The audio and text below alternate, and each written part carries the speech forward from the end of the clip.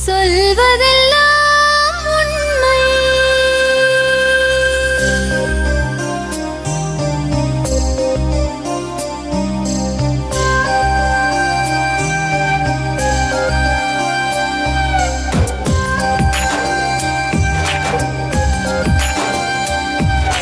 நிழலாய் வழிந்தோடும் ஒரு விழியின் கதையில் மெலிதாய் ஒரு சோகம், அதை அறிவார் எவரோ. பழுதாய் அலைந்தோடும் ஒரு வாழ்க்கை படகை முழுதாய் கரை சேர்க்கும் வழி சொல்வார் எவரோ. சொல்வதெல்லாம் உண்மை.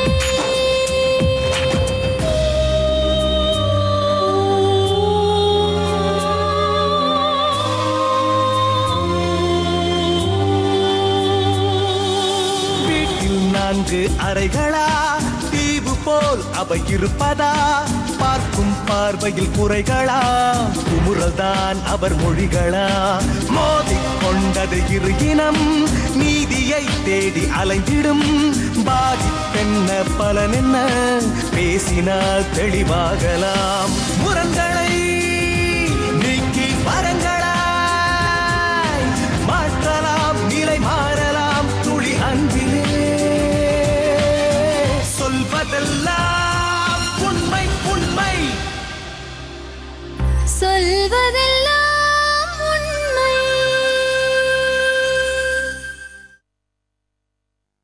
வேலையே பயிர் மேய்ச்ச மாதிரி இவர் வந்து இவளோட சுச்சுவேஷனை யூஸ் பண்ணிட்டாருன்னு தான் மேம் நாங்கள் நினைக்கிறோம். ஹலோ, நான் ஹாஸ்பிட்டல் இருக்கேன்னு சொல்கிறக்குள்ள கொன்னுட்டேன்னு சத்தம் வந்துச்சு. கொன்னுட்டேங்கிறாங்களா? ஹலோ ஹலோ அப்படிங்கிற, அக்கா சோஃபி கொன்னுட்டக்கா, சோஃபி கொன்னுட்டேன் அப்படின்னாரு.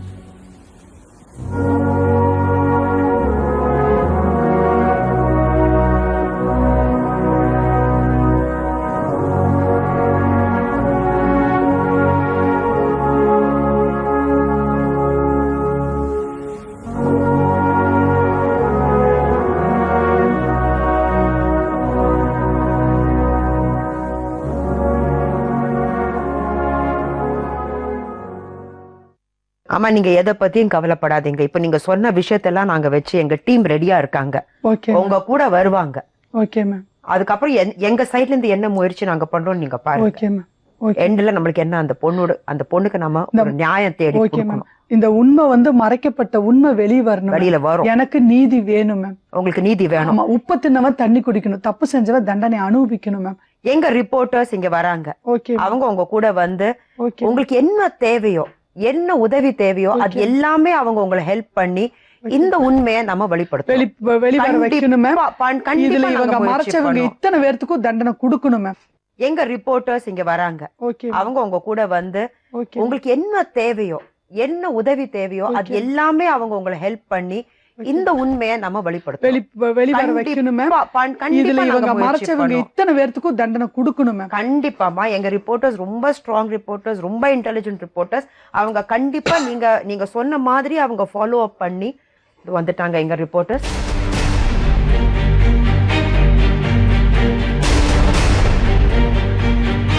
இப்போ இவங்க என்ன சொல்றாங்கன்னா, இவங்க பொண்ணு கேஸா ஹாஸ்டல்ல படிச்சிருந்தாங்க, ஸ்வீசைட்னு சொல்லி இவங்க ஹாஸ்பிட்டல் இருக்கும்போது ஃபோன் வந்துச்சான், இந்த மாதிரி பொண்ணு ஸ்வீசைட் கமிட் பண்ணிட்டாங்கன்னு. இவங்க அங்கே போகிறதுக்கு முன்னாடியே என்ன பண்ணிட்டாங்க, பாடி அந்த ஃபாதர் பாடி எடுத்துட்டு பால்காட் போயிட்டாராம்.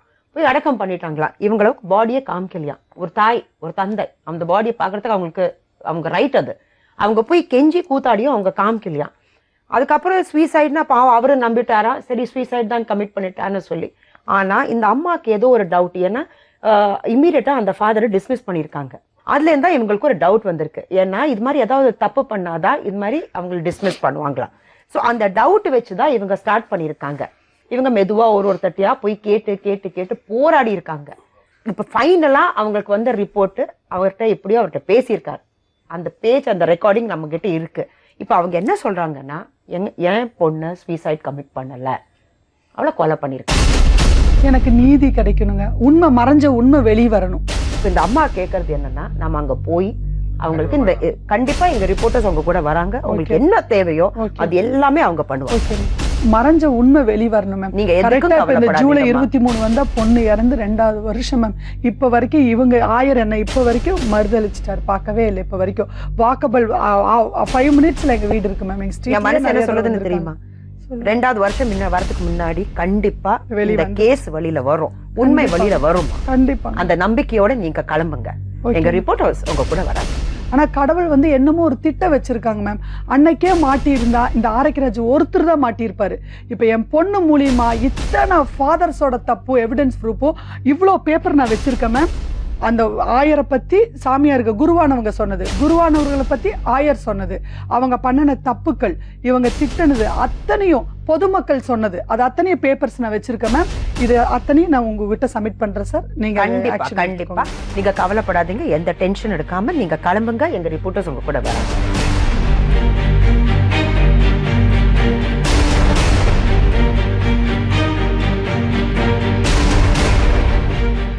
நேர்களே, அந்த அம்மா சொன்ன ஒவ்வொரு பாயிண்ட் நம்ம பார்த்தோம்னா கண்டிப்பா இது கொலைதான் அப்படின்னு நம்மளுக்கு ஒரு நம்பிக்கை வருது.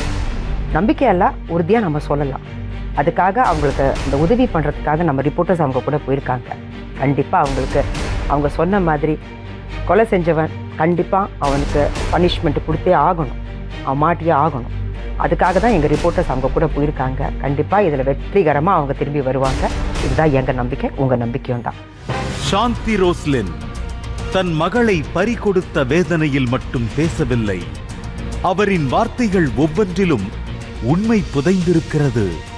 பாதிரியார் ஆரோக்கியராஜிடம் பேசி பார்த்தால் பல உண்மைகள் வெளியே வரும் என்ற நம்பிக்கையில் கோவை கிளம்பியது சொல்வதெல்லாம் உண்மை குழு.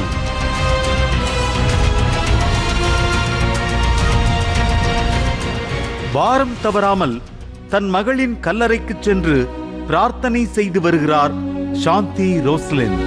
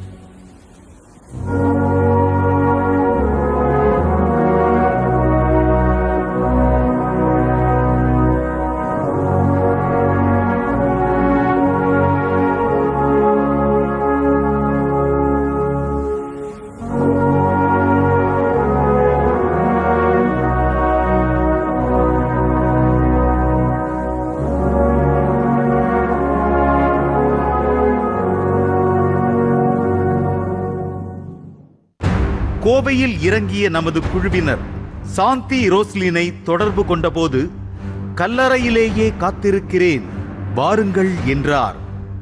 கல்லூரிக்கு செல்ல வேண்டிய பாத்திமா சோஃபியா கல்லறையில் உறங்கிக் கொண்டிருக்க அவரின் தாய் கண்ணீரோடு பேசினார். கொலைன்னு உனக்கு தெரியும். சம்பவத்தை அன்னைக்கு அந்த சாமியார் அந்த ஆரோக்கியராஜ் அங்கே இருக்கிற மதலைமுத்து கிட்ட சொல்லியிருக்காரு, நான் என் கையில் தான் அந்த பொண்ணு உயிர் போயிடுச்சுன்னு. அவர் தோலை தட்டி, சரி சரி தம்பி நீ எதுவும் சொல்லாத, நாங்கள் பார்த்துக்குறோம் அப்படின்னாராமா. ஒரு குருவாக இருந்து கொலையை அந்த அன்னைக்கே மறைச்சி அது ஆயருக்கும் தெரிஞ்சு அந்த குழந்தை புதைச்சிருக்கேன். இப்போ வரைக்கும் என் பிள்ளை கலரையதுன்னு கூட அவங்களுக்கெல்லாம் தெரியாது சார். குருவானவர்கிட்ட வந்து ஞானஸ்தானங்கும் போதே நாங்கள் வந்து கிறிஸ்துவத்தில் அடி எடுத்து வச்சிடறோம். அதுக்கப்புறம் புதுநன்மை, உறுதி பூசல், கேட்டிசம், மறைக்கல்வி, இத்தனையே சார். கல்யாணங்கும் போது வகுப்புக்கு 5 நாள் கல்யாண கிளாஸ் அட்டன் பண்ணுறோம். கல்யாண கிளாஸ் நம்ம அட்டன் பண்ணுறோம். அப்போ ஒரு குருவானவர்கிட்ட தான் போய் தனிப்பட்ட முறையில் புருஷன் கூட எப்படி வாழ்கிறது, மாமியார்கிட்ட எப்படி மதிக்கணும், மாமனார்கிட்ட எப்படி மதிக்கணும்னு சொல்லி கொடுப்பாங்க ஃபாதருங்க. அதே மாதிரி ஒரு புருஷங்கிட்ட எப்படி இருக்கணும்னு சொல்லுவாங்க. இருக்கணும்னு சொல்லி தான் கொடுக்கணுமோலையே தனியாக வான்னு கூட்டு போய் வாழ்ந்து காட்டுறது பேர் குருவானவரே இல்லை. அப்படி நாங்கள் ஞானஸ்தானங்கும் போதே குருத்துவத்தில் உள்ளே வந்துட்டோம், ஃபாதருக்கு எங்களுக்கும். அப்படி இருக்கும்போது என் பொண்ணு அங்கே போனது வந்து சனி ஞாயிறு லீவில் மறைக்கல்வி ஆசிரியராக தான் கூட்டிகிட்டு போயிருக்காரு. அதே மாதிரி கேஎல்ஆர் ரெஜிஸ்ட்ரேஷன் படி அவள் ட்ரீட்மெண்ட்டுக்காக தான் அங்கே போனான்.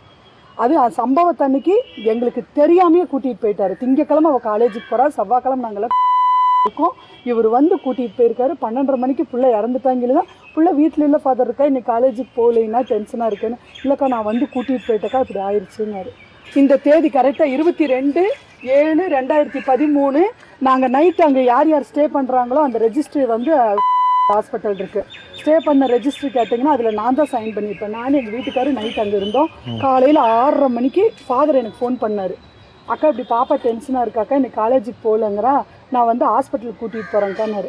வேண்டாங்க ஃபாதர், நாங்கள் ஹாஸ்பிட்டலில் இருக்கோம், 10 மணிக்கு டாக்டர் வருவாங்க, ஐசியூவில் இருக்கிறோம், நாங்கள் வந்து கூட்டிகிட்டு போய்க்கிறோம் ஃபாதர், நான் இப்போ 7 மணிக்கு வீட்டுக்கு டிஃபன் பண்ண வருவேன்னு.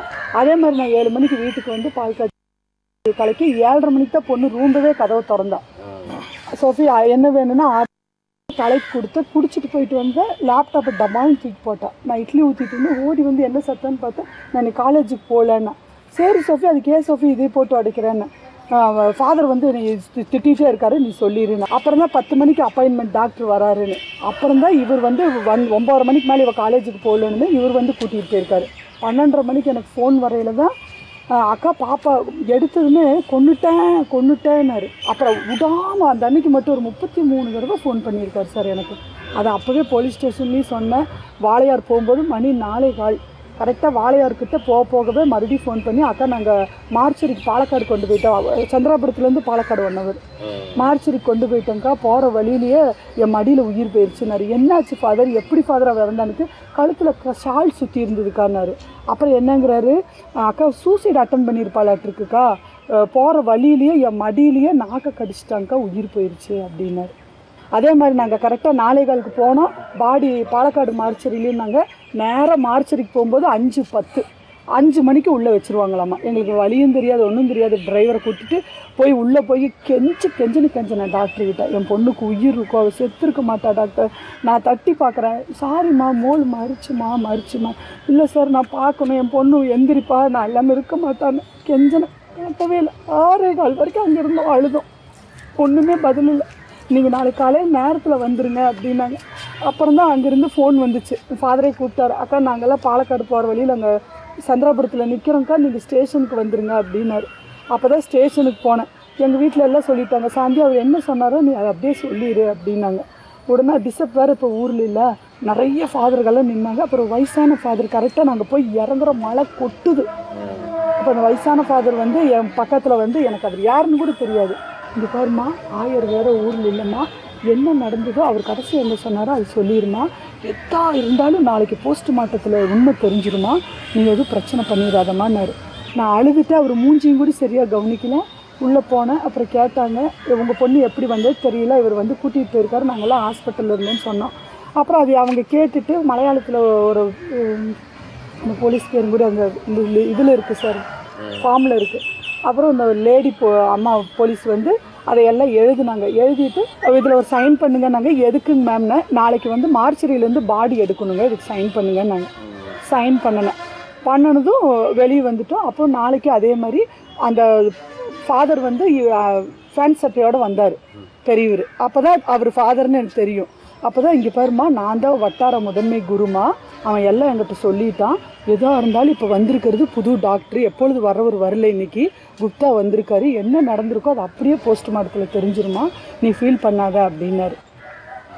மறுபடியும் காலையிலேயும் அப்போ தான் தெரியும் அவர் வட்டார முதன்மை குருன்னு. அப்புறம் தான் சார் தெரியும் இதெல்லாம் இவங்க பேசி வச்சு எல்லாம் பண்ணியிருக்காங்கன்னு. இந்த சிடி ரெக்கார்டில் தான் இது அத்தனையும் தெரியும். இவர்கிட்ட கேட்டப்போ அந்த அன்னைக்கே அந்த ஸ்பாட்லேயே அந்த வட்டார முதன்மை குருவிட்டு தான் இவர் சொல்லியிருக்காரு. சரிப்பா நீ எதுவும் சொல்ல வேண்டாம், நான் பார்த்துக்கலான்னு மறைச்சிருக்கிறாங்க. சாந்தி ரோஸ்லின் தன்னுடைய வீட்டிற்கு நம்மை அழைத்துச் சென்றார்.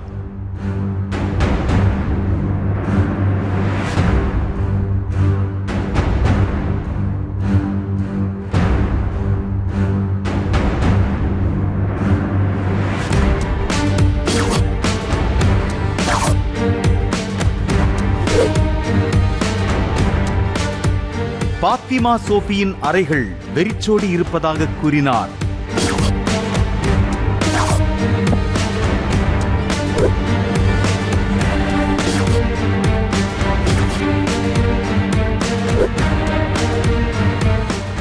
தன் மகளின் பிறந்த நாளுக்கு எடுத்து வைத்த அனைத்து ஆடைகளும் புதிதாகவே இருக்கிறது, தன் மகள் மட்டும் இல்லை என்று கண்ணீரோடு விவரித்தார். ஜூலை 7 அவள் பர்த்டேங்க. ஜூலை 23 அவள் இறந்துட்டா. பர்த்டேக்கு 3 செட்டு ட்ரெஸ் எடுத்தோம். அதில் 1 தான் போட்டா. இந்த க்ரீன் தான் நினைக்கிறேன், எனக்கு ஞாபகம் இல்லை. 2 க்ரீன் எடுத்தோம். அதில் அவள் சாவு பெட்டிலேயே 1 போட்டோம். மீதி 2 அவள் போட முடியலைங்க. அவள் வருஷம் நினைவு நாள் வரும்போது வச்சு அவள் போட்டோ கிட்ட வச்சு சாமி கும்பிட்டு மீதி எடுத்து வச்சிருவோம்.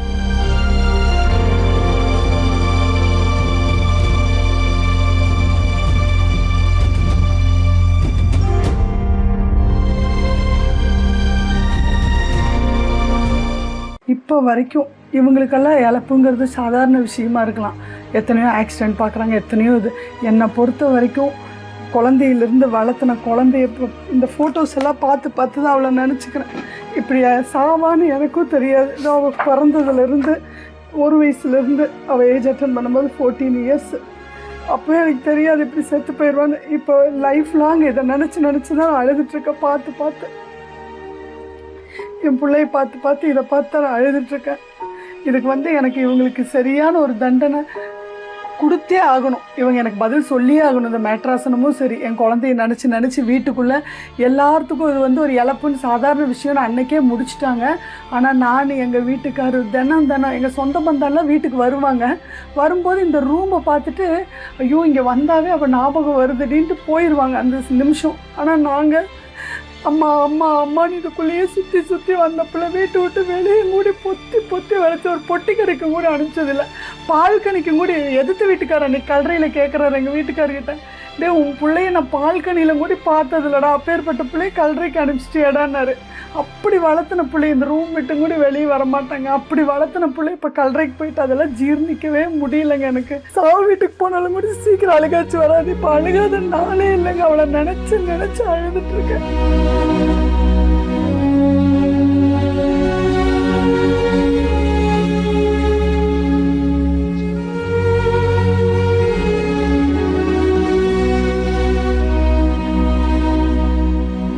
அவள் கடைசியாக எழுதின ஸ்கூலு ரெக்கார்ட் நோட்டுங்க. இது அவள் ஹேண்ட் ரைட்டிங். இதை கடைசியாக அவள் இதை எழுதியிருந்தா சப்மிட் பண்ணணும். அடுத்த நாள் காலேஜுக்கு போய் சப்மிட் பண்ணணுன்னு எழுதுனது.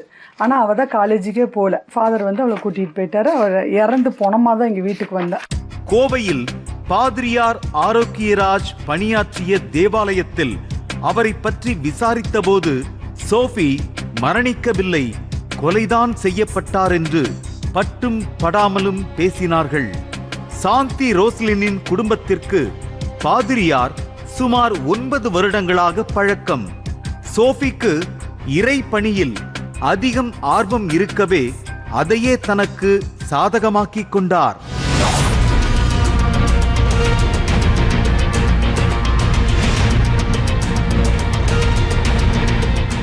சாந்தியும் பாதிரியார் ஆரோக்கியராஜ் இருவரின் உரையாடல்களை பார்த்த நமது குழுவினர்களுக்கு அவர் செய்த குற்றம் மன்னிக்க முடியாத ஒன்றாகவே தெரிந்தது. அவரிடம் நேரில் பேசினால் இன்னும் ஏதாவது விஷயம் வெளியே வரும் என்பதால் ஒரு திட்டம் வகுத்தோம். சாந்தி ரோஸ்லினை அழைத்துக் கொண்டு ஆரோக்கியராஜின் சொந்த ஊரான திருப்பூருக்கு சென்றோம். சாந்தி ரோஸ்லினின் உறவினர் போல நமது குழுவைச் சேர்ந்தவர் நடிக்க களத்தில் இறங்கிவிட்டோம். பாதிரியார் ஆரோக்கியராஜை சாந்தி தொலைபேசியில் அழைத்தார்.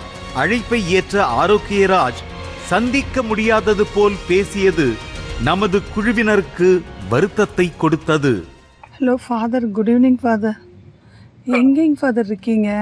நாங்கள் இப்போ வந்தோம் ஃபாதர். நானும் அக்கா பையனும் வந்தோம். சேலம் இன்ஃபெண்ட்டை பார்த்துட்டு அப்படியே வந்தோமா திருப்பூரில் இறங்கிட்டு உங்கள் வீடு கஷ்டப்பட்டு கண்டுபிடிச்சி வந்தோம். அப்புறம் ஒரு பொண்ணு தான் இருந்தது. அவங்க மேரி அக்கா இல்லைங்க, கோயிலுக்கு போயிருக்காங்கன்னுச்சு. உங்களே என்ன தெரியலன்னுச்சு. எங்கே ஃபாதர் இருக்கீங்க? நாங்கள் கிளம்பிட்டு வந்துட்டுருக்குறோம் பஸ் ஸ்டாண்டுக்கு. நீங்கள் எங்கே இருக்கீங்க? ஆமாம் ஃபாதர், உங்கள் கார் நின்றுச்சு, கருப்பு கார். அது உங்களுக்கு தானே? நம்பரெல்லாம் எனக்கு தெரியாது. அதை நான் பார்த்து இப்போ தான் நாங்கள் பஸ் ஸ்டாண்டுக்கு வந்துட்டுருக்கோம். நானும் அக்கா பையனும் தான் வந்தோம். எனக்கு உங்களை பார்த்து பேசணுன்னு தான் வந்தேன். நீங்கள் இல்லை ஃபாதர், அதனால தான் திரும்பிட்டு வந்துட்டுருக்கேன் இப்போ பஸ் ஸ்டாண்டுக்கு. வரீங்களா? என்னன்னு சொல்லுங்க, நானே சொல்லுங்க, என்னன்னு சொல்லுங்க. எதுக்குங்க நேரில் வந்து என்னங்க பேசணும்னு சொல்லுங்க, நான் தான் கேட்கறேன்னு சொல்லிட்டேன். இல்லை ஃபாதர், எனக்கு நேரில் உங்களை பார்த்து பேசணும் ஃபாதர். ஃபோனில் வேணாம் ஃபாதர், என் ஃபோன் ஏற்கனவே யாராவது நோட் பண்ணுவாங்களோன்னு எனக்கே பயமா இருக்கு. நோட் நான் தாங்க உள்ள போறேன். என்னன்னு சொல்லிட்டு போங்க. என்னங்க இருக்காது, அன்னைக்கே சொல்லிட்டேன், சொல்லுங்கன்னு சொல்லிட்டேன். இல்லை ஃபாதர், நான் நேரில் உங்களை பார்த்து பேசுகிறேன் ஃபாதர். வேணா சொல்லுங்க. இப்போ பஸ் ஸ்டாண்டு கிட்ட தான் வந்துட்டு இருக்கேன். நான் வேணா திரும்பி வரேன். நீங்கள் எங்கே இருக்கீங்க? வீட்டுக்கே போகிறீங்களா? நான் வரேன். நான் வீட்டுல இல்லைங்க, நான் வெளியில உட்காந்துட்டு இருக்கேன். சும்மா ரோட்ல உட்காந்துட்டு இருக்கிறேன். எங்கேங்க ஃபாதர்? நாங்கள் வேணா ஒரு ஆட்டோ வச்சு வரவா? ஐயோ ஒன்னும் வேண்டாங்க, தயவு செஞ்சு வேண்டாம். என்ன சொல்லுங்க. ஏங்க ஃபாதர் ஏங்க ஃபாதர் சோஃபி செத்து 2 வருஷமா எவ்வளோ கேவல அவமானத்துல தூக்குன்னு சொல்லி நாங்க இருக்கோம். நீங்க வீட்டுல தானே ஃபாதர் இருக்கீங்க. அப்புறம் ஏங்க ஃபாதர் பாக்குறதுக்கு இவ்வளவு கஷ்டப்படுறீங்க? போன்ல நான் தான் சொல்லல, நேர்ல பேசுறேன்னு சொல்றேன்ல ஃபாதர். நான் இப்ப உங்களை மிரட்டினா ஃபாதர் போன்ல உங்ககிட்ட உங்களை பார்க்கணும்னு தானே சொல்றேன். பாக்குறதுக்கே அவாய்ட் பண்ண மாட்டேங்கிறீங்க.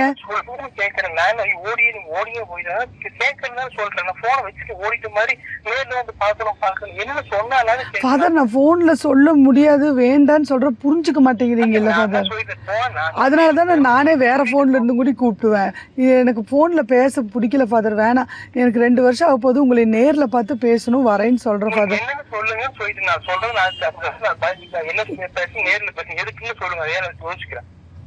எதுக்கு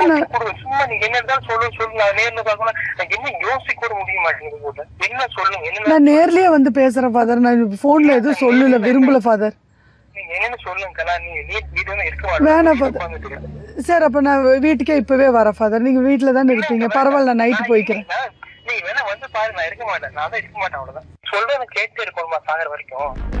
மீண்டும் சாந்தி ரோஸ்லினை பேச வைத்தோம். ஆரோக்கியராஜ் சாந்தியை திருப்பூர் பஸ் நிலையம் வரச் சொன்னார். ஹலோ ஃபாதர், சொல்லுங்க ஃபாதர்.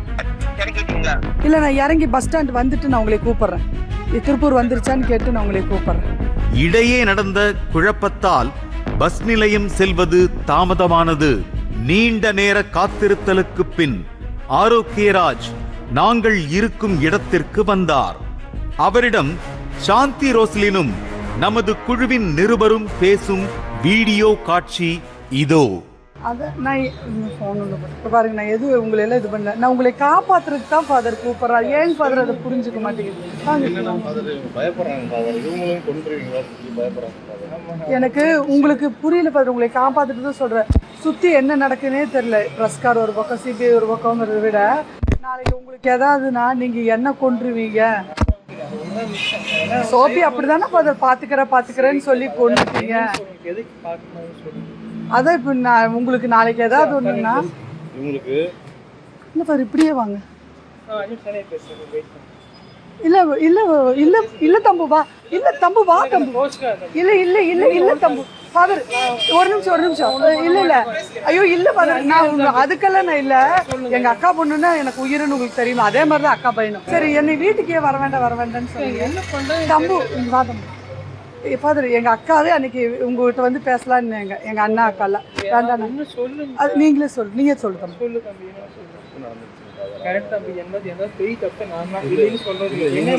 இவங்களுக்கு மத்தவங்க எல்லாம் என்ன சொல்றாங்கன்னா, உங்களுக்கு மேல வந்து ஒரு 4 பேருக்கு பெரிய ஆட்கள் மேல தொடர்பு இருக்குன்னு சொல்றாங்க.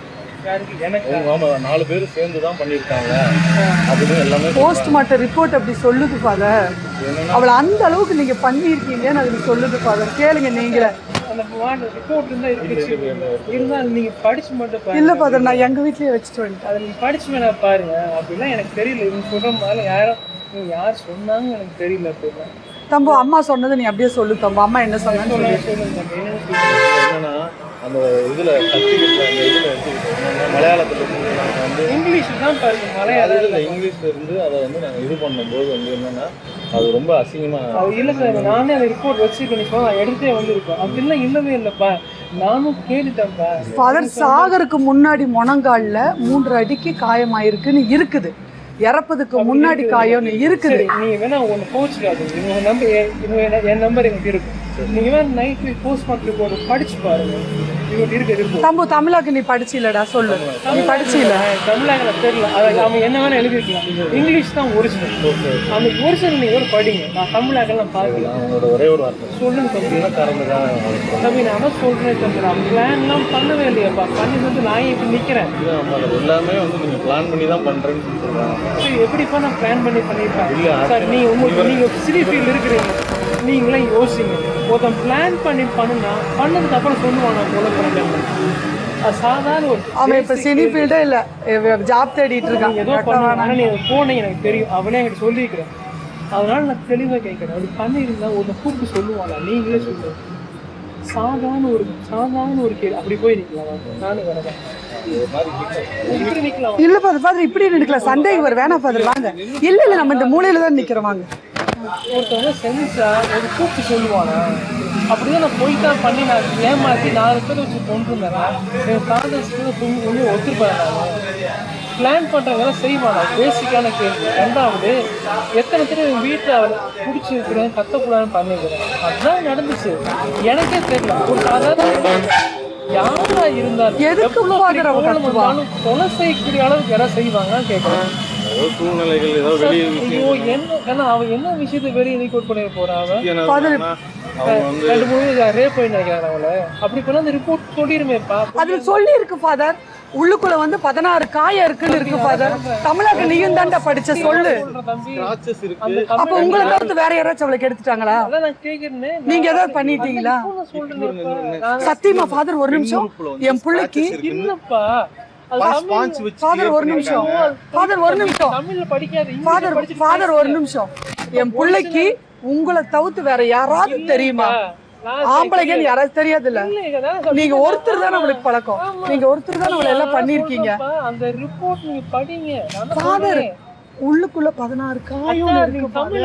படிச்சுட்டு பேசாத. அத கேட்டுட்டு எங்க அக்கா நீ பேசுறதே தெரியலடி, அவன் பேசுன்னு சொல்லி கொடுத்தாக்கா.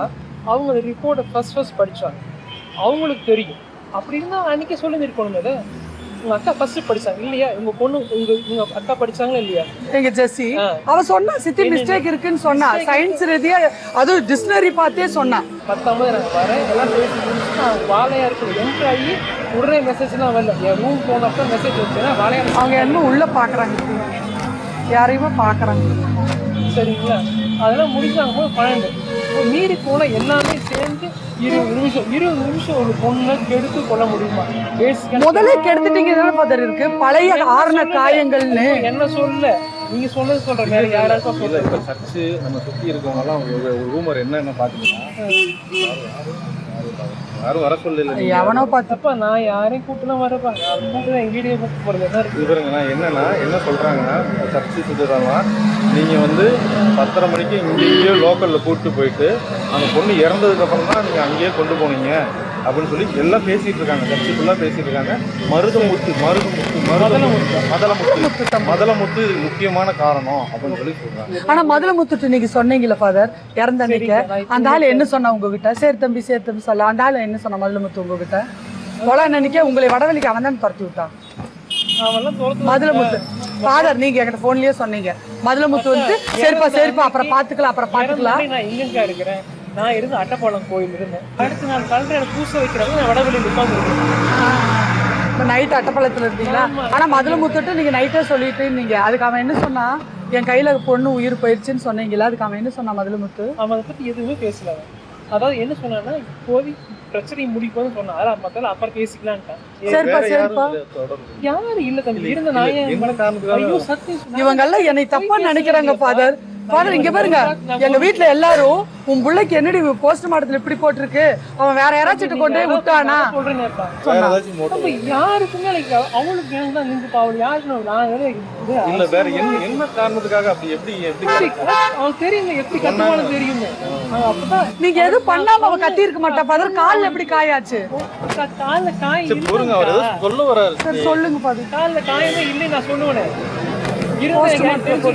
நீங்க படிங்க திரும்ப திரும்ப யூரின் டக்காலின்னு இருந்தது. சரி நீங்க சொல்லுங்க ஃபாதர். ஒரு சாதாரண நார்மல் பாடி வந்து இருக்குச்சு அப்படின்னா ஒரு ஹேங் பண்ணாலும் என்ன ஆகும், உடம்பு உள்ளது எல்லாம் வெளியே வந்துடும். அதான் யூரின் டேங்க் காலி. அதான் என் தப்பா சொல்றாங்க. நீங்க தமிழாக்க யார் பண்ணா எனக்கு தெரியல, அது எப்படி பண்ணி கொடுத்தாங்கன்னு தெரியல. அவங்க எக்ஸாக்ட் பண்ணி பண்ணிக்கிறாங்க. நீங்க எப்போ எடுத்து படிச்சு மட்டுறாங்களா? அதாவது ஒரு நான் சொல்லக்கூடாது, எனக்கு தான் கஷ்டமா இருக்கு. வெஜைனா அப்படிங்கிறது வந்து 2-3 ஸ்டைலில் நிற்கும். அது எப்படி நிற்குங்கிறத சொல்லி போட்டிருப்பாங்க. 3 o'clock 6 o'clockனு இப்போ வந்து கை உடஞ்சுன்னு வச்சுக்கோங்களேன். ஆங்கிள் உடஞ்சா 90 டிகிரி 60 டிகிரி அதான் வந்து சயின்டிஃபிக்காக சொல்லுவாங்க. அது மாதிரி அந்த பொண்ணுக்கு போடுறாங்க. டிசைனா வந்து நார்மலாக நேராக இருக்கணும். பட் அது நீங்கள் சொல்லி முடிச்சா அப்போ பேசிங்க. அது என்ன போடுறோம் 4 o'clock 12 o'clock அப்படின்னா அந்த டைம் 12 o'clockல எப்படி காட்டணுமோ அந்த தான் சயின்டிஃபிக்காக அவன் எழுதிக்கிறான். இதுங்க என்ன சொன்னாங்க 4 மணி 12 மணிக்கு ரேஸ் பண்ணாங்க. அது அப்படி இல்லை. இப்போ சயின்டிஃபிக் டைம் புரிஞ்சிச்சு என்ன சொல்கிறது 90-60 அதைத்தான் அந்த டாக்டர் அப்படி எழுதியிருந்தேன். ஸோ இதைத்தான் நான் என்ன சொல்கிறேன், நீங்கள் தயவு செஞ்சு அந்த ரிப்போர்ட் எடுத்து படிச்சு பாருங்க. நான் சொல்கிற மாதிரி தான் இருக்குது. இவங்க சொன்ன மாதிரியும் தமிழ்நாட்டை எவன் பண்ணி கொடுத்தா நான் இல்லை போய் இன்னைக்கு எல்லாம் 1000 பேசுவோம். 1000 பேசினாலும் என்ன பேச எனக்கு தேவையில்லை. ஆனால் நான் எப்படி இல்லை எனக்கு தெரியும். ஆனால் இது ஒரு விஷயம் தவிர்த்து வேறு எதுவுமே இல்லை. இது தேவையில்லாமல் தொடங்குனது இவ்வளோ பெரிய அளவுக்கு எனக்கு கொலகா நாளைக்கு நிற்க வைக்கிறோட நான் யோசிச்சதே கிடையாது. என்றைக்கு நாளைக்கு ஆனால் அப்பவே சொல்லி தோணுது இப்படி சாகரமா எனக்கும் தெரிஞ்சு நானாக செத்து போயிருக்கேன். மாறி இருந்தால் பரவாயில்ல. இருக்கவும் முடிய மாட்டேங்குது, போகவும் முடிய மாட்டேங்குது. எல்லா பக்கம் சுற்றி பெரிய தொல்லைங்க. சரி தம்பி நான் இப்போ சொல்கிறேன் ஒன்றே உண்மை ஸ்மோக்கிங் மேலே பட்டுமே அதுதான் உண்மை. அவன் நல்ல பொண்ணு யாரும் இல்லை தெரியும். அவன் பண்ண குறும்பு ஒத்து ஆகும். அது பொழியில்லாததுன்னு சொல்லல. அது ஏன் பண்ணாலும் இன்னைக்கு வரையும் அது கிடையாது, சத்தியமாக தெரியாது. அதே மாதிரி அந்த தம்பி ஒரு டேர்ம் வரையும் தான் இவங்க அடித்தா. அதுக்கப்புறம் என்ன அடிக்க வேண்டாம், என்னை அடித்தப்போ நான் திருப்பி அடிச்சே இல்லை. அந்த வாழையாரில் எனக்கு பிரச்சனை வச்சுன்னா கத்திட்டு வெளியே ஓடலாம். ஏன்னா ஃபஸ்ட் டைம் ஒரு நைட்டு ஃபுல்லாக கத்தி ஊர் ஃபுல்லாக எனக்கு பெரிய பிரச்சனை ஆயிடுச்சு. அது அவங்களுக்கும் தெரியும். சிஸ்டர்ஸ் எல்லாம் கான்வென்ட்டுக்கு வந்து ஊர்க்காரங்களை பக்கிட்டாங்க வீட்டுக்கு. அதுக்கு மேலே எனக்கு அது எங்கள் அப்பா சேர்த்துப்போம் அந்த இஷ்யூ. எங்கள் அப்பா அதுக்கு முன்னாடியே அப்போ 4 பேர் பார்த்தானுங்க. அதுக்கப்புறம் நைட் வந்து கட்டினா சிஸ்டர்லாம் சொல்லியா. ஆமாம் ஆமாம் ஆமாம் ஆமாம் ஆமாம் அதுதான் பெரிய இஷ்யூ ஆயிடுச்சு. அதை மாதிரி எனக்கு கற்று தொடங்கலாம்.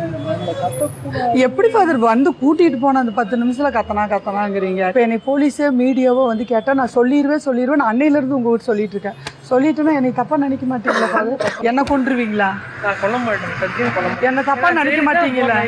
சரி அப்படி 2 வருஷம் கழிச்சு நீங்கள் அன்னைக்கே கேட்டீங்க அக்கா அவனுக்கு எதுவும் செய்யலை நீங்கள் பண்ணாதீங்கக்கா, என்ன மாட்டி விடாதீங்கக்கான்னு. ஏன் ஃபாதர் நீங்கள் கொலை பண்ணிட்டீங்கன்னு தெரிஞ்சும் அவனுக்கு வந்து இப்போ வரைக்கும் என்னை எவ்வளோ கேவலப்படுத்திட்டாங்க. ஆனால் உங்களை ஒருத்தர் தவிர்த்து வேற யாரும் அவளை மிஸ்யூஸ் பண்ணனது இல்லையில ஃபாதர். அவன் எங்களை தவிர்த்து வேற யாரு கூட வெளியில போனதே இல்லையா? சத்தியமா உங்களுக்கு தெரியும் யாரு கூட ஃபாதர் நான் அனுப்பிச்சிருக்கேன். நீ சொல்றது நீ யாருக்கும் அனுப்பல. எங்க அக்கா எல்லாம் தப்பா கேட்கறான். இல்லை தப்பா எல்லாருக்கும் என்ன கூட வந்து தப்பா வேற யாரு கூட போகல.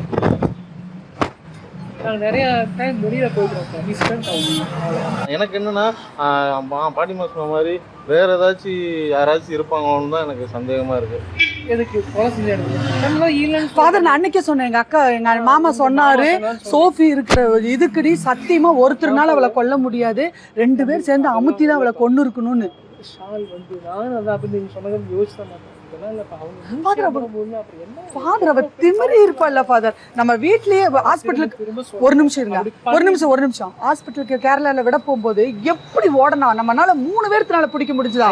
அந்த ஹாஸ்பிட்டல் பிடிக்கலன்னு ஓடனால 3 பேர்த்தினால நம்மளால பிடிக்க. அப்படி இருக்கல நீங்க ஒருத்தர் மட்டும் எப்படி ஃபாதர் பிடிச்சி இருப்பீங்க? எங்க மாமா அதுதான் கேக்குறாரு. ஓடனவளை பிடிக்கிறது வேற, இருக்கு ஷால் போட்டு பிடிக்கிறது கத்துன பயங்கரமா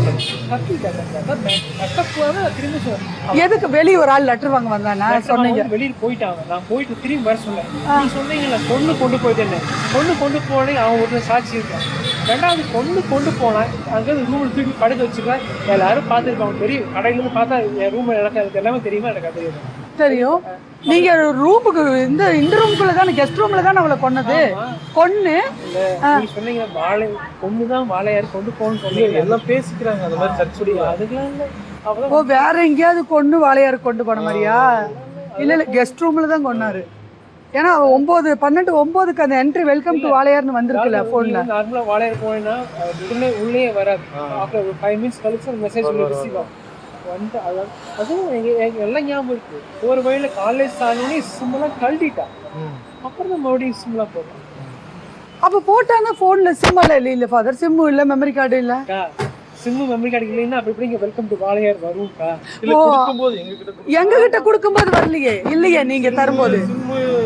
அதெல்லாம் அந்த போலீஸ்கார டைம்ல அவங்க ஃபாதர் அப்புறம் எப்படி ஃபாதர் கழட்டி இருப்பா? வெல்கம் டு வாழையார்னு வந்ததுக்கு அப்புறம் எப்படி கழட்டி? இல்ல இவங்க போலீஸ்காரங்க எடுத்துப்பாருன்னு சொல்றாங்க. போலீஸ்காரங்க கழட்டிருக்கானுங்க. அவனா கழட்டியா தண்ணி எடுத்துட்டானுங்க. ஏன்னா போன் என்கிட்ட எப்படி இருந்துச்சு, அந்த போன் வந்து நான் வெல்கம் டு வாழையார்னு வந்ததுக்கு அப்புறம் சிம் எப்படி மிஸ் ஆச்சு? போன் உங்ககிட்ட தான் இருக்கு. அப்ப சிம் உங்ககிட்ட தானே இருக்கணும். நீங்க என்ன, நீங்க அந்த சிம்ல ஒண்ணும் பண்ண முடியாது. நீங்க பாடி எடுத்துட்டு போனப்ப ஹாஸ்பிட்டல் போயிட்டேன். அதுக்கப்புறம் நானே எதுவுமே வரலையே. ட்ரெஸ் எடுக்க வந்தேன். அடுத்த நாள் நைட் அதெல்லாம் முடிச்சு தான் வந்தேன். அப்பயே தான் அதுக்குள்ளே எல்லாமே கொடுக்குறாங்க. ஏன்னா எல்லாம் ஸ்டேஷனுக்கு போயிடுச்சு. ஸ்டேஷனுக்கு போயிடுச்சு. வந்து ஃபோன் ரூமில் தான் இருந்துச்சு. எங்கன்னா என்னுடைய பெட்ரூமில் வச்சுருந்தேன். அப்போ வந்து ஃபோன் அப்போ சிஸ்டர்ஸ் எல்லாம் வந்து எடுத்து வச்சாங்க. அந்த ரூம்லேயே வந்து அரேஞ்ச் பண்ணாங்க. அப்போ எடுத்து ஃபோனை என் ரூம் வச்சாங்க. எல்லாம் ஞாபகம். ஃபோன் எடுத்து அவங்க என் ரூம் வச்சாங்க. Sisters Imelda. ஆனால் சிம் கார்டெல்லாம் அவன் கொடுத்து இமெல்டா தெரியும் எனக்கு. ஃபோன் எடுத்து வச்சாங்க. அதான் தம்பு நான் சொல்லுவேன், பக்கத்துல சிஸ்டர்ஸ் கான்வென்ட்ல கொண்டு விடுவேன். அந்த நடந்தது அந்த நான் சிம் கார்டில் கழட்டு அவ்வளோ அப்படியும் யோசிக்கவே இல்லை. நான் கழட்டி எடுத்துட்டு போக யோசிக்கல. ஏன்னா 10 நிமிஷம் உள்ள வந்துட்டாங்க தம்பி. பாடியில் எடுத்துட்டு போகும்போது இல்ல ஃபாதர் இல்ல, நீங்க வந்து எங்களுக்கு 2 மணிக்கு ஃபோன் பண்ணி நீங்க கொன்னுட்டேன்னு டேனியலை கூப்பிட்டது. டேனியல் உள்ள வந்து பாடி பார்த்துட்டானா? டேனியல் உள்ள வந்து பாடி பார்த்தானா? ஆல்பர்ட் 2 பேரும் பாடி பார்க்கவே இல்லை. அவங்க வந்தாங்க, 2 நிமிஷம் எடுத்துட்டு நேரம் வண்டிக்கு போயிட்டு யாரும் உள்ள நிற்கவே இல்லை. ஸோ நான் போகும்போது ரூம் பூட்டவில்லை, திறந்தே இருந்துச்சு. சிஸ்டர் ரூம் அப்போ போற வழியில உயிர் போயிடுச்சு, கழுத்துல சால்ஸ் இருந்தா போற வழியில நாக்க கடிச்சிட்டா உயிர் போயிடுச்சுன்னு போலீஸ்ல சொல்லிட்டு இருந்தீங்க. போலீஸ்ல போற வழியில உயிர் சொன்னோம். ஆனால் இடத்துக்கு தெரியும் சொன்னதே போலீஸ்காரு நீங்க. அப்ப டேனி அப்படி ஐடியா கேட்டிருந்தேன்னா அவங்க என்ன அந்த ஐடியா என்னன்னா, இங்கே வச்சோம்னா இஷ்யூ ஆகிட்டு ஃபோட்டோஸ் எடுத்து கிடப்பாங்க. அப்போ நீங்கள் பாடி எடுத்துகிட்டு போகிறக்குள்ள யாரும் வந்து பாடி பார்க்கல? இவங்கெல்லாம் வந்துட்டாங்க, பார்த்துட்டாங்களா? அப்போ சோப்பியா இறந்து போனதே பார்த்துட்டாங்க. அப்பயே பாடி எடுத்து வண்டியில் வைக்கிறாங்கல்ல, அப்போ தான் வந்தாங்க. பாடி பார்க்கலான்னா வந்துச்சு. வேற யாரும் ஒருத்தர் வந்தாங்க, வேற கார்ல வச்சீங்க, உங்க மடியில சோஃபி தலையை வச்சிருந்தீங்க. அதுதான் நாக்கு கடிச்சிட்டாலேங்கக்கா நீங்க. ஃபாதர் ஒண்ணு, உங்களை நாளைக்கு அரெஸ்ட் பண்ணிட்டா நீங்க என்ன தப்பா நினைக்காதீங்க. ஏன்னா உங்களை நல்லா பிரஸ் பண்றாங்க, 2 பேரும் நல்லா பிரஸ் பண்றாங்க, நோட் பண்றாங்க. சாந்தி ரோஸ்லின், ஏன் நீங்கள் என் மகளை கொன்ற விஷயத்தை காவல்துறையிடம் சொல்ல வேண்டியதுதானே என்று கேட்டதற்கு அவரின் பதில் நம்மை அதிர்ச்சிக்குள்ளாக்கியது. இன்னைக்கே உங்ககிட்ட சொன்ன ஃபாதர் ஒத்துக்கோங்க, ஃபாதர் ஒத்துக்கோங்க, எனக்கு என்னால போய் கேரளா ஜெயில இருக்க முடியாதுன்னு சொல்லிட்டாருடா தம்பு. நான் என்ன சொல்றேன், அரெஸ்ட் ஆகிடுச்சு, நாளைக்கு வெயில் கூட எடுக்க முடியாது, ஏன்னா கன்ஃபெஷன்ல மாட்டிக்கிச்சு. நாளைக்கு நான் இல்லைன்னு சொன்னேன், நான் என்ன பண்ணலாம் அப்படின்னா இப்போ கேஸை பிரேக் பண்ணிட்டு ஜாமீன் மாதிரி வெளியில் விழுந்துருக்கேன். ஸோ அது ஒரே ரீசனுக்கு தான் நான் வந்து ஒத்துக்க மாட்டேன்னு சொல்கிறேன். நீங்கள் சொல்லணும்னால சொல்கிறது காரணம் அதுதான்.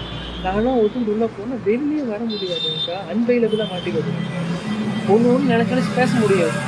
நான் இப்போ சொல்கிறது தான், என்னை முடிச்சதும் காட்டிக்கிட்டு தான் ட்ரை பண்ணுங்க, அவ்வளோதான். இப்போ திரும்ப உங்களை வந்து யாரும் நாளைக்கு வந்து இந்த விஷயம் வந்து கேட்க மாட்டாங்க. 99% யாரும் வரமாட்டாங்க, அதான் உண்மை.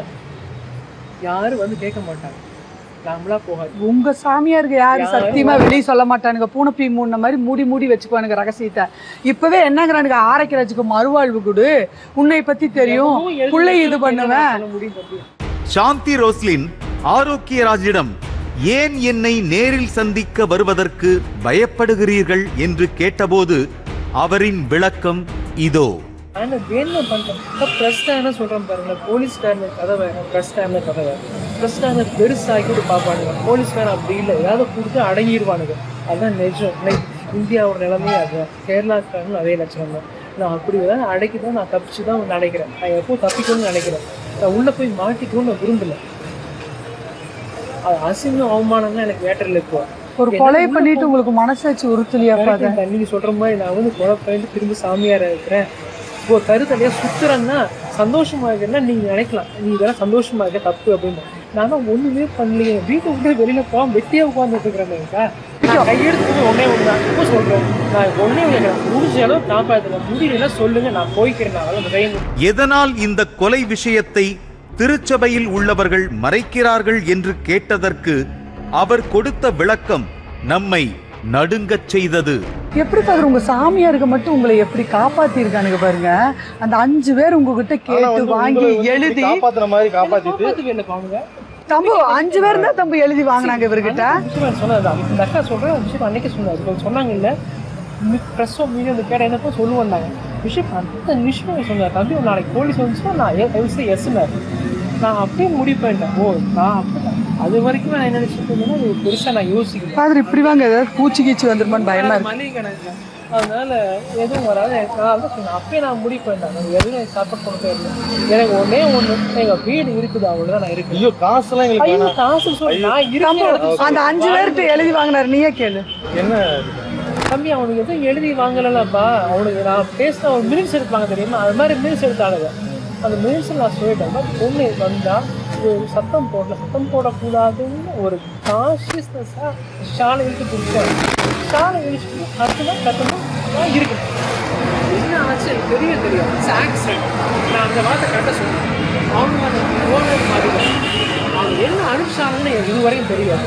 ஸோ அவங்களோட எண்ணம் என்னென்னா they want to save the life. நானும் அது ஒரே காரணம் தான் பெருசாக வந்து அந்த அம்மா தான் சூசைடுன்னு முடிச்சிட்டாங்களே. இப்போ அந்த பொண்ணு என்ன எதிர்பார்த்து கேட்குது, என்னை பார்க்கணும்னு சொல்லுது. மாடு அவன் பேச நான் அப்படி சொல்லலாமா ஃபாதர்? மனசாட்சி இருக்கா? நீங்க பொண்ணுன்னு சொல்லி நான் என்ன பண்ண முடியும்? அவனுக்கு ஏன்னா சொன்ன கேட்க முடியும். நான் அது நீங்க ஃபாதர் தானே, அவங்களும் ஃபாதர் தானே, உங்க மனசாட்சி சொல்லுங்க பார்க்கலாம். அவங்க நம்ம கிட்ட ஒரு வேஷம் போடுறாங்க, இவங்க ஒரு வேஷம் பேசிக்கே சொல்லிட்டு இல்ல தம்பு நீ சொல்லு தம்பு. ஒரு 1000 இருந்துட்டு ஒரு பெரிய போஸ்டிங்ல இருந்துட்டு ஒரு பிள்ளைய கொன்னுட்டு அந்த ஆள் எப்படி கேட்கறான்? நீங்க அன்னைக்கு என்ன நீங்க மதுளமுத்து குடிகாரங்க அவன் பேட்ச விட்டுருங்க, நான் 1000 என்ன ஃபாதர் பண்ணலாம்? அவனத்தை காப்பாத்திக்க பாப்பாங்க. அவனுக்கே ஒரு குழந்தை இருக்குன்னு குழந்தைராஜ் சொல்லியிருக்காரு. அதெல்லாம் நமக்கு வேணாம், அவனோட இதெல்லாம் வேணாம் சார்.